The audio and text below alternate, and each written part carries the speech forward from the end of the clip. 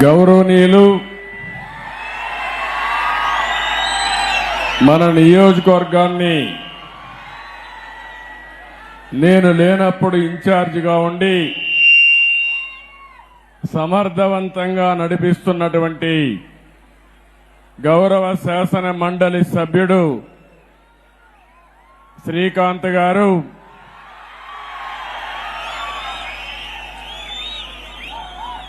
గౌరవనీయులైనటువంటి PS Muniratnam గారు, అన్ని మండలాల అధ్యక్షులు, గౌరవ మున్సిపల్ కౌన్సిలర్లు, సహచర మంత్రివర్గ సభ్యులు రాంప్రసాద్ రెడ్డి గారు, వేదిక పైన ఉన్నటువంటి నాయకులందరికీ, జిల్లా పార్టీ అధ్యక్షుడైనటువంటి వర్షం కూడా పడతా ఉంది, శుభ సూచకం. ఆగుతుందని ఆశిస్తున్నా, వరుణ దేవుడు మన మీటింగ్ అయ్యే వరకు కరుణిస్తాడని ఆశిస్తున్నా. జిల్లా పార్టీ అధ్యక్షుడు నాని గారు, నాకు ఆత్మ బంధువులు, నా కుటుంబ సభ్యులు, ఎప్పుడు కుప్పంలో ఉండే ప్రజానీకమైతే ఎన్నిసార్లు గెలిపించినా ఇంకా ఎక్కువ మెజార్టీతోనే గెలిపిస్తున్నారు. అలాంటి మీ అందరికీ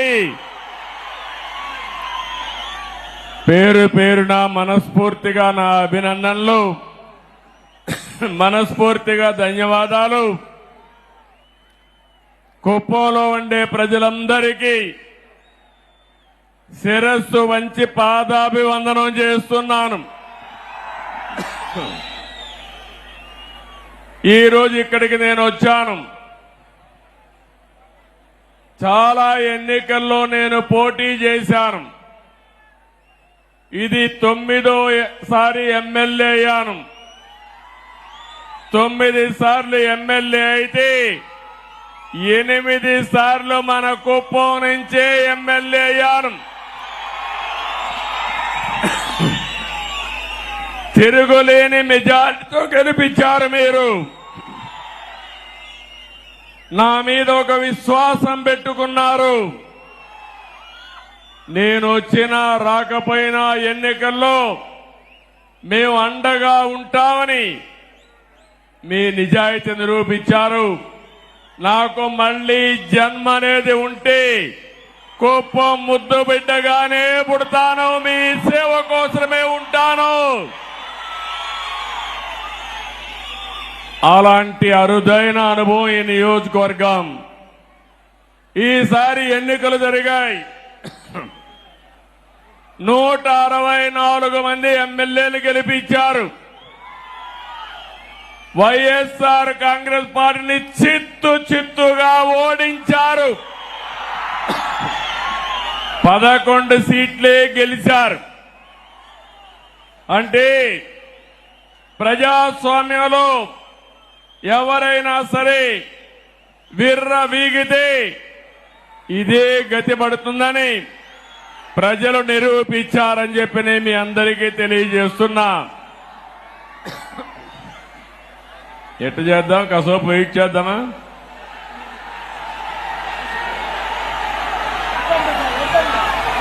కంటిన్యూ చేద్దామా? 2 నిమిషాలు వెయిట్ చేద్దామా? ఓకే.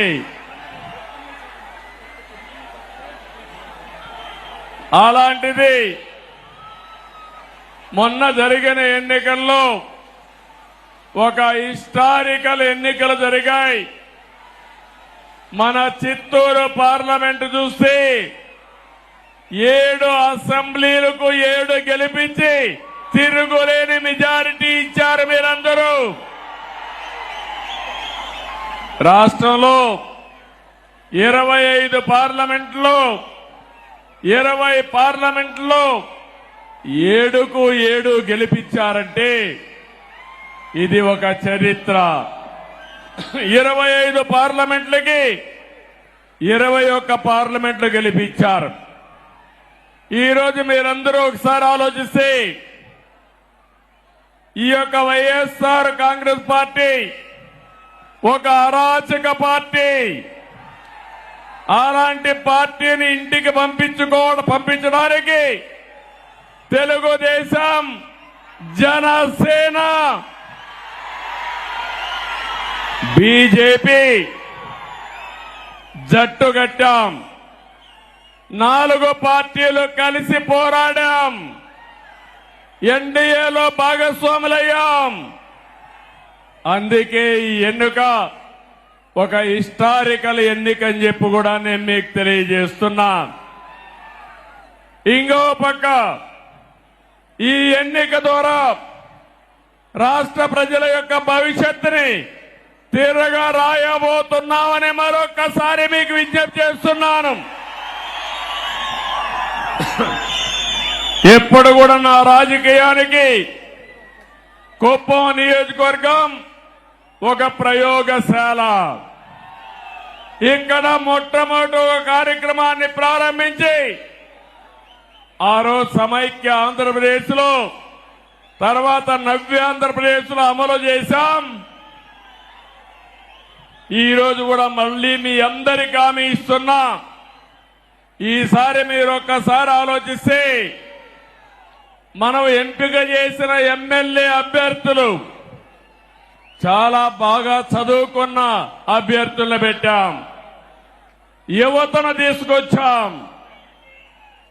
బడుగు బలహీన వర్గాలు తీసుకొచ్చాం. మహిళలకు ప్రాధాన్యత ఇచ్చాం. నిన్న కూడా మీరు చూస్తే నేను కేబినెట్ లో 17 మంది కొత్త వాళ్ళని మొదటిసారిగా మినిస్టర్లు చేసుకున్నాం. 7 మంది అయితే మొదటిసారి ఎమ్మెల్యేలు, మొదటిసారి మినిస్టర్లు. అందులో రాంప్రసాద్ రెడ్డి రాజమన రాయచోటి నుంచి మొదటిసారి గెలిచాడు. మొదటిసారి ఎమ్మెల్యేనే కాకుండా మంత్రి చేశామంటే యువతకు తెలుగుదేశం పార్టీ ఇచ్చే ప్రాధాన్యతని మరొకసారి మీ అందరికీ విజ్ఞప్తి చేస్తున్నాను. ఇంకొక పక్క బడుగు బలహీన వర్గాలకు ప్రాధాన్యత ఇచ్చాం. సామాజిక న్యాయానికి పెద్దపీట వేశాం. కుప్పం నియోజకవర్గం ఉంది. నా సామాజిక వర్గం లేదు గాని ఈ వెనుకబడిన వర్గాలే నా సామాజిక వర్గం. 40 ఏళ్లుగా గెలిపిస్తున్నారు. అందుకే రాష్ట్రంలో 8 మంది కేబినెట్ మంత్రులుగా బీసీలను పెట్టాం. ఇది ఒక చరిత్ర. 24 మందికి 8 మంది బీసీలు ఉండడం చరిత్ర అని చెప్పి కూడా నేను మీకు తెలియజేస్తున్నా. ఈరోజు 4వసారి నేను ముఖ్యమంత్రిగా ప్రమాణ స్వీకారం చేశాను. ప్రమాణ స్వీకారం చేస్తానే పోలవరం పోయాను, అమరావతికి వెళ్ళాను, అసెంబ్లీ సమావేశాలు పెట్టుకున్నాం, కేబినెట్ సమావేశం పెట్టుకున్నాం. తర్వాత నాకు ప్రత్యక్ష దేవుళ్ళైన కుప్పం దేవుళ్ళని కలవడానికి ఇక్కడికి వచ్చాను. ఇక్కడి నుంచి ప్రజాక్షేత్రానికి వెళతాను. వెళ్లే ముందు మీ ఆశీస్సులు తీసుకోవాలని, మీ అందరితో కలిసి మాట్లాడాలని, మిమ్మల్ని చూడాలనే ఉద్దేశంతోనే నేను ఇక్కడికి వచ్చాను. నేను ఈరోజు ఒకే ఒక విషయం మీ అందరికీ విజ్ఞప్తి చేస్తున్నాను. నేను మీకు రుణపడి ఉన్నాను. 5 ఏళ్లలో మీ రుణం తీర్చుకుంటానని మరొక్కసారి మీ అందరికీ హామీ ఇస్తున్నా, వాగ్దానం ఇస్తున్నా. అన్ని విధాలా అభివృద్ధి చేస్తాను. భగవంతుడు నాకు ఎంత శక్తి ఇస్తే అంత శక్తిని ఉపయోగించి కుప్పాన్ని అగ్రస్థానంలో పెట్టడానికి ప్రయత్నం చేస్తాను. నా జీవితాశయం ఒకటే, పేదరికం లేని సమాజం, జీరో పావర్టీ. ఎక్కడ పేదవాడు ఉంటే అక్కడ ఉంటా, మీకు అండగా ఉంటానని మీ అందరికీ హామీ ఇస్తున్నా. అందుకనే ఒక్కసారి చరిత్ర కూడా మనం ఆలోచించుకోవాలి. 1989లో మొట్టమొదటిసారిగా ఎమ్మెల్యేగా పోటీ చేశారు. ఇక్కడి నుంచి ఇప్పుడే పెద్దలున్నారు, పిల్లలకు తెలియకపోవచ్చు చరిత్ర. నేను ఆ రోజు కుప్పానికి వస్తే నేరుగా పలమనేరు నుంచి ఒకే రోడ్డు కుప్పానికి, అది కూడా సింగిల్ రోడ్డు, టెలిఫోన్లు లేవు, కాలేజీలు లేవు. అందుకే ఆలోచించా, చిత్తూరు జిల్లాలో ఒక వెనుకబడిన ప్రాంతం కోసం నేను పని చేయాలని కుప్పం నియోజకవర్గాన్ని ఎంపిక చేసుకున్నానని చెప్పి నేను మీకు తెలియజేస్తున్నా. 89, 94 మన గవర్నమెంట్ రాలేదు, అపోజిషన్ లో ఉన్నాం, పోరాటాలు చేశాం.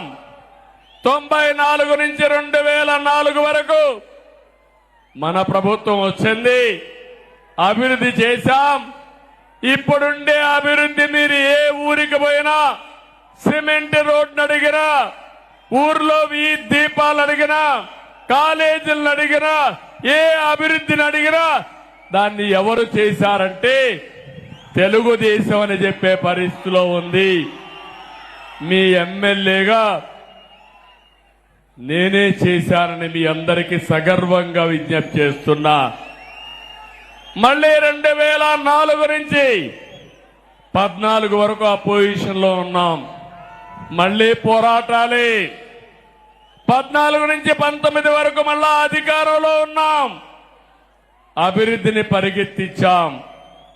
నా జీవితంలో ఎప్పుడూ చూడలేదు 1924. అది ఒక పీడ కళ, అవునా కాదా తమ్ముళ్ళు అని అడుగుతున్నా. ఏమమ్మా ఆడబిడ్డలు, అవునా కాదా అని అడుగుతున్నా. అరాచకం, అప్రజాస్వామ్యం, దౌర్జన్యాలు, రౌడీయిజం నా జోలికే వచ్చారంటే ఇక్కడ అన్నా క్యాంటీన్ పెట్టాం. ఇక్కడే అన్నా క్యాంటీన్ పెట్టి భోజనం పెట్టాలంటే ఫ్రీగా వైఎస్ఆర్ కాంగ్రెస్ నాయకులు చేసిన దౌర్జన్యాలు ఎన్నో ఒక్కసారి గుర్తుపెట్టుకోవాలి. ఎక్కడో కేజీఎఫ్ అనుకున్నాం, కేజీఎఫ్ లో బంగారం కోసం గనులు వచ్చాయి. కుప్పంలో గ్రనైట్ మొత్తం దేసేసి మళ్ళా కేజీఎఫ్ ను మరిపించే విధంగా దోపిడీ జరిగింది, అవునా కాదా అని మిమ్మల్ని అడుగుతున్నా. ఒక మాజీ ముఖ్యమంత్రిగా, ఒక ప్రజాప్రతినిధిగా, ఒక ఎమ్మెల్యేగా నేను అక్కడికి పోతే నాకే దిక్కు లేదు. నేను కుప్పానికి వస్తున్నానంటే జీవో నెంబర్ 1 తీసుకొచ్చి మన మీదనే దాడులు చేసి మన వాళ్ళని కేసులు పెట్టి 30 మందిని, దగ్గర 10 మందిని 30 రోజులు జైల్లో పెట్టారు. ఏం తమ్ముళ్ళు మర్చిపోతానా, ఆడబిడ్డలో మర్చిపోతానా అని అడుగుతున్నా. నా జీవితంలో మొట్టమొదటిసారి జైలుకు కూడా పోయి మన వాళ్ళని పరామర్శించా, తర్వాత నన్ను కూడా జైల్లో పెట్టే పరిస్థితికి వచ్చారు. బాధ, ఆవేదన ఉంది. నాకు ఎవరి మీద కోపం లేదు, మీ మీద అభిమానం ఉంది. అందుకే చెప్తున్నా, కుప్పం ఒక ప్రశాంతమైన ప్రాంతం అవునా కాదా అని మిమ్మల్ని అడుగుతున్నా. మీకు ప్రశాంతత కావాలనా లేదా అని అడుగుతున్నా. ఈ రోజు మీ తరపున ఈ యొక్క ఎన్టీఆర్ మెమోరియల్, ఎన్టీఆర్ విగ్రహం సాక్షిగా చెప్తున్నా, ఎవడైనా కుప్పంలో రౌడీజం చేశారో చేస్తారు. అదే కడపటి రోజు అవుతుంది, మీకు జాగ్రత్త. రౌడీజం గాని, గంజాయి గాని, అక్రమ వ్యాపారాలు గాని ఈ ప్రశాంతమైన పవిత్రమైన కుప్పంలో చేయడానికి వీలు లేదు. అందరూ ఏకగ్రీవంగా ఆమోదిస్తారా లేదా అని మిమ్మల్ని అడుగుతున్నా. గట్టిగా చప్పట్లు కొట్టి కూడా చెప్పండి ఆమోదిస్తామని. 5 సంవత్సరాలు నేను ఒక స్పష్టమైన అజెండాతో వచ్చాను మీ దగ్గరికి. సంక్షేమానికి పెద్దపీట వేస్తాం, అభివృద్ధి పరిగెత్తిస్తాం. దానికి నమూనాగా ఈ కుప్పం నియోజకవర్గాన్ని తయారు చేస్తారని మరొకసారి మీ అందరికీ హామీ ఇస్తున్నా. మన మున్సిపాలిటీ కుప్పం పన్నులు పెంచారు కానీ అభివృద్ధి చేశారా తమ్ముళ్ళు, ఆడబిడ్డలను అడుగుతున్నా. నేను మీ అందరికీ ఒకటే హామీ ఇస్తున్నా. ఈరోజు నేను మొన్నే చెప్పాను 100 కోట్లని, గాని 100 కోట్లు కాదు, ఎంతైనా పర్వాలేదు, ఒక మోడల్ మున్సిపాలిటీగా ఈ కుప్పాన్ని తయారు చేస్తాం. ఔటర్ రింగ్ రోడ్ వేస్తాం, టౌన్ లేక్ అన్ని రోడ్లు వేస్తాం, అన్ని రోడ్లు సిమెంట్ రోడ్లు చేస్తాను, డ్రైనేజ్ వ్యవస్థ ఏర్పాటు చేస్తాను, జంక్షన్లు కూడా ఏర్పాటు చేసి అవసరమైతే ఒక పరిశుభ్రమైన నగరంగా కుప్పం టౌన్ ని తయారు చేసే బాధ్యత నాదని మీ అందరికీ హామీ ఇస్తున్నా. ఈ కుప్పమే కాదు, మనకు 4 మండలాలు ఉన్నాయి. 4 మండలాలను కూడా మండల కేంద్రాలను అభివృద్ధి చేస్తా.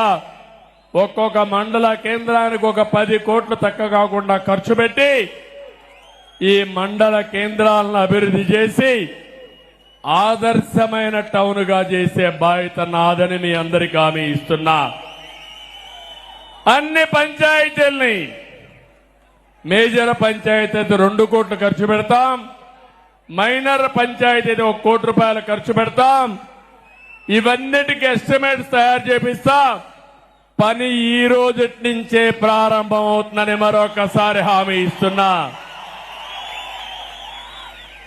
ఇది కాకుండా మీ గ్రామాల్లో గ్రామ సభలు పెట్టి త్రాగునీరు, డ్రైనేజ్, వీధి దీపాలు ఇలాంటి కనీస మౌలిక సదుపాయాలు ఏవైతే అవసరముందో అదే మారిగా వేస్ట్ కాంపోస్ట్ పెట్టాం. మనం ఊర్లో ఉండే చెత్తంతా తీసుకొచ్చి ఎరువుగా మార్చి కాంపోస్ట్ ఎరువుగా ఉపయోగించాలని చెప్పి ఆలోచించాం. ఆ షెడ్లన్నీ ఈరోజు వైఎస్ఆర్ కాంగ్రెస్ నాయకులు వాళ్ళ రంగు కొట్టుకున్నారు కానీ అక్కడ మాత్రం ఎలాంటి కార్యక్రమాలు లేవు. అందుకే మీకు హామీ ఇస్తున్నాను, కుప్పంలో ప్రతి ఒక్క పంచాయతీ ఒక మంచి పంచాయతీగా, పరిశుభ్రమైన పంచాయతీగా తయారు చేసే బాధ్యత నాదని మీ అందరికీ హామీ ఇస్తున్నా. త్రాగునీరు ఎప్పుడో వాటర్ స్కీములు పెట్టాం. ఎన్టీఆర్ సుజల స్రవంతి కింద 2 రూపాయలకి 20 లీటర్లు నీళ్లు ఇస్తే దాన్ని సర్వనాశనం చేశారు. మళ్లీ హామీ ఇస్తున్నాం, ప్రతి ఒక్క ఇంటికి కొళ్ళాయి ద్వారా నీళ్లు ఇచ్చే బాధ్యత తీసుకుంటాం. ఇదే కాదు, ఎన్టీఆర్ సుజల స్రవంతి కూడా మినరల్ వాటర్ ఇవ్వడానికి ముందుకు తీసుకుపోతాం. దీనికి కూడా ఎస్టిమేట్స్ చేపిస్తా. వార్ ఫుటింగ్ లో ఈ పనులన్నీ అవుతాయని చెప్పి నేను మీకు తెలియజేస్తున్నా. ఒక పక్క అన్ని గ్రామాలకు రోడ్లు ఇప్పించే బాధ్యత తీసుకుంటాం, ఊర్లో సిమెంట్ రోడ్లన్నీ వేసే బాధ్యత తీసుకుంటాం, పొలాలకు కూడా రోడ్లు వేసే బాధ్యత తీసుకుంటామని మీ అందరికీ హామీ ఇస్తున్నా. దీనితో పొలం నుంచి ఏ మార్కెట్కు పోవాలన్నా వ్యవసాయ ఉత్పత్తులు సుజావుగా తీసుకుపోయే కార్యక్రమానికి శ్రీకారం చుడతాం. ఇప్పుడే వస్తానే పోయాను. హంద్రీ నీవా కాలువ మన నాయకుడు ఎన్టీ రామారావు గారు ప్రారంభించిన కాలువ శ్రీశైలం నుంచి 730 కిలోమీటర్లు పరమ సముద్రం మన నియోజకవర్గానికి వస్తుంది. నేను ఆ రోజు వీకోట వరకు నీళ్లు తీసుకొచ్చాను. 700 అంటే దగ్గర 30 కిలోమీటర్ మన కాన్స్టిట్యున్సీకి వస్తే 31 కిలోమీటర్లు వీకోటకు తీసుకొస్తే 5 సంవత్సరాలు వైఎస్ఆర్ కాంగ్రెస్ పార్టీ పాలనలో 5 కిలోమీటర్లు తీసుకొచ్చారు నీళ్లు. సినిమా షూటింగ్లు వేశాడు చూశారా తమ్ముళ్ళు? ఆ రోజు సెట్టింగ్లు పెట్టి ట్రాక్టర్లో నీళ్లు తీసుకొచ్చి నీళ్లు కాలువలో పోసి సీఎం పోతానా అవి కూడా బిరక్కెళ్లిపోయే పరిస్థితికి వచ్చారు. ఈ సంవత్సరం కృష్ణా నీళ్లు రావాలా లేదా అని మిమ్మల్ని అడుగుతున్నా. రావాలి అంటే గట్టిగా చెప్పండి కూడా చెప్పండి. చెప్పారు. కాంట్రాక్టర్లపై నుండే ప్రేమ వైఎస్ఆర్ కాంగ్రెస్ పార్టీకి రైతులపైన లేదు. అందుకే అన్ని ప్రాజెక్టులు పడకేశాయి. తొందరలోనే దీనిపైన వైట్ పేపర్ కూడా రిలీజ్ చేస్తున్నా. నేను మీకు హామీ ఇస్తున్నా, రాబోయే రోజుల్లో కుప్పంలో కరువు లేకుండా కరువుకు చెక్ పెట్టే బాధ్యత తెలుగుదేశం పార్టీ తీసుకుంటాం. హంద్రీ నీవా నీళ్లు వస్తాయి. అన్ని చెరువులు నింపుతాం. ఇదే కాకుండా యామిగానేపల్లి మాదనపల్లిలో 2 చెరువులు కట్టడానికి కూడా అవకాశం ఉంది. అవి కడితే 1 టీఎంసీ నీళ్లు పెట్టుకునే అవకాశం ఉంది. ఇది కూడా శాంక్షన్ చేపిస్తామని చెప్పి నేను మీ అందరికీ తెలియజేస్తున్నా. ఇదే కాదు, మొత్తం పాలారులో ఎన్ని చెక్ డ్యాములు వస్తాయో అన్ని చెక్ డ్యాములు కడతాం. నీళ్లు నిల్వ పెడతాం. మీ పొలాలకు అవసరమైతే లిఫ్ట్లు పెట్టి తద్వారా నీళ్లు ఇచ్చే బాధ్యత నాది. దీన్ని ఒక పద్ధతి ప్రకారం ఆలోచించాను. సాగునీరు మీకిస్తే బంగారం పండించే రైతాంగం ఇక్కడున్నారు. నేను మొట్టమొదటిసారి ఒక్కసారి వచ్చినప్పుడు చెప్పాను, కుప్పానికి భగవంతుడు మంచి వాతావరణం ఇచ్చాడు, బెంగళూరు క్లైమేట్ ఇచ్చాడు. ఇక్కడి పండని పంటే లేదు. ఇక్కడ అన్ని పంటలు పండుతాయి. పట్టు పరిశ్రమకు కేంద్రం ఈ కుప్పం నియోజకవర్గం. ఇంకో పక్క మంచి పండ్లు, కూరగాయలు, వాణిజ్య పంటలన్నిటికీ చిరునామా ఈ కుప్పం నియోజకవర్గం. ఈ సంవత్సరం మన వాళ్ళు టమోటా కూడా బాగా వేశారు. లాభాలు కూడా బాగానే వచ్చాయి. నేను ఒకటే ఆలోచిస్తున్నా, వ్యవసాయ ఆధార పరిశ్రమలు, టమోటా ఉంది, టమోటా నుంచి క్యాచప్ చేయడానికి లేకపోతే టమోటా జ్యూస్ తయారు చేయడానికి ఫ్యాక్టరీలు రావాల్సిన అవసరం ఉంది. ఇంకో పక్క తక్కువ ఖర్చుతో ఎక్కువ నిల్వ చేసే టెక్నాలజీలతో ఇక్కడ కోల్డ్ స్టోరేజ్ కానీ ప్రత్యామ్నాయ మార్గాలు కానీ వస్తే మన వాళ్ళు బ్రహ్మాండంగా టమోటా వేస్తారు, మంచి ఆదాయం వస్తుంది. ఇక్కడ పూలు పండిస్తున్నాం. పూలు కూడా ఈరోజు చూస్తే నేను వస్తే మొత్తం నియోజకవర్గం అంతా పూల వర్షం కురిపించారు. ఈ నియోజకవర్గంలో ఎక్కడి నుంచో తేలేదు, మన పొలాల్లో పండే పూలే రోడ్డు మీదకి వచ్చాయి, వర్షాన్ని కురిపించే పరిస్థితికి వచ్చారు. చాలా గర్వంగా ఉంది. అలాంటి పూలు పండించే రైతాంగానికి మార్కెట్ ఏర్పాటు చేసే బాధ్యత నాదని మీ అందరికీ హామీ ఇస్తున్నా. కూరగాయలు గాని, అదే మరిగా పండ్లు గాని, పూలు గాని, ఇలాంటివి ఏవైతే పండిస్తున్నారో వాళ్ళందరితో, రైతులతో ఒక సమాఖ్య ఏర్పాటు చేస్తా. వాళ్ళందరి ఆలోచనలు తీసుకుంటా ఇక్కడి నుంచి నేరుగా మార్కెట్కి ఎట్ట పంపించాలనో, దానికి ఏమేమి అవసరం ఉన్నాయో అవన్నీ చేస్తా. ఎప్పుడో నా కోరిక ఇక్కడే ఒక విమానాశ్రయం తీసుకొచ్చి ఇవన్నీ కూడా కార్గో ద్వారా పంపించాలని ఒక ఆలోచన చేశాం. దుర్మార్గులు దాన్ని కూడా నిలిపేశారు. నేను ఒకటి హామీ ఇస్తున్నా, వీలైనంత తొందరలో కుప్పంలో విమానాశ్రయం కూడా వస్తుంది.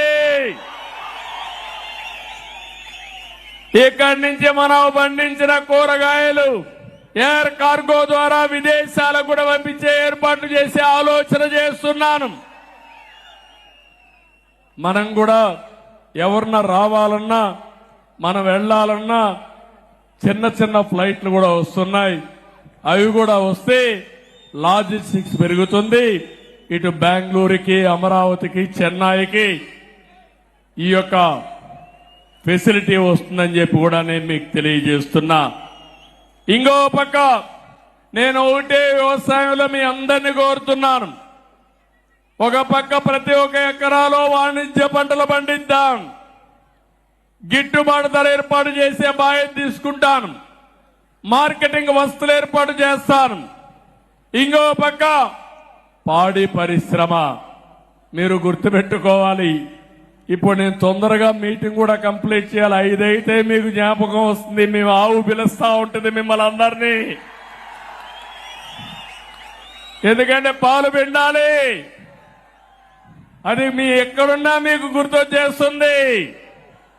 ఆ రోజు నేను ఇంటికి 2 ఆవులు పట్టిస్తానంటే నన్ను ఎగతాళి చేశారు. అవునా కాదా అని అడుగుతున్నా మిమ్మల్ని. ఆ 2 ఆవులే ఈ రోజు మనకందరికి జీవనోపాధి అయింది. కష్టకాలంలో వెసులుబాటు వచ్చింది. అవునా కాదా తల్లి అని మిమ్మల్ని అడుగుతున్నా. ఒకప్పుడు మగవాళ్ల పైన మీరు డబ్బులకు ఆధారపడేవాళ్ళు, ఇప్పుడు మగవాళ్ళు మీ పైన డబ్బులకు ఆధారపడుతున్నారు. అవునా కాదా? అందుకే ఆలోచిస్తున్నా. ఈరోజు 3 లక్షల నుంచి 4 లక్షల లీటర్లు పాలు వస్తున్నాయని చెప్పారు. మన కుప్పంలో 10 లక్షల లీటర్లు పాల ఉత్పత్తి కేంద్రాలు పెట్టాలని, ఉత్పత్తి చేయాలని నేను ఆలోచిస్తున్నా. దానికి ఎన్ని ఆవులు కావాలన్నా పట్టిస్తాం. ఆవులకు మళ్ళా షెడ్లు కూడా వేయాలి. ఆ రోజు మనం అందరం కూడా షెడ్లు కూడా ఇప్పిస్తే అవి కూడా మానేశారు. రేషన్ కూడా ఆ రోజు మనం చూస్తే ఏ విధంగా చేయాలో ప్రయోగాలు చేశాం. ఈరోజు అవన్నీ పోయినాయి. దానా సబ్సిడీ అన్నీ పోయినాయి.